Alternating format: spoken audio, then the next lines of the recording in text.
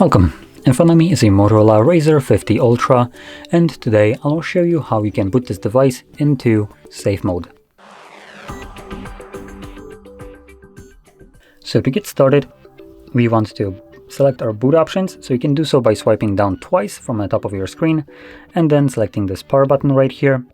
Once it shows up with boot options, hold power off. This then changes into the reboot to safe mode, so click on OK to initiate a said reboot, and when the device boots back up, it automatically enters safe mode. Now in safe mode, only the pre-installed applications will function, so any app that you have installed yourself will be temporarily disabled as long as you are in said mode. Once you're done troubleshooting your phone, you can go back to the normal mode by just simply rebooting your device again, which I'm going to show in a moment once the device boots up.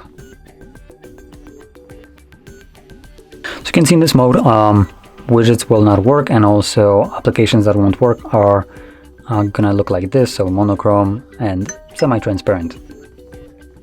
Like I mentioned, once you're done with this mode and you're gonna go back to the normal one, find your power button and then select restart. When the device boots back up, like I said, it automatically will go back to normal mode.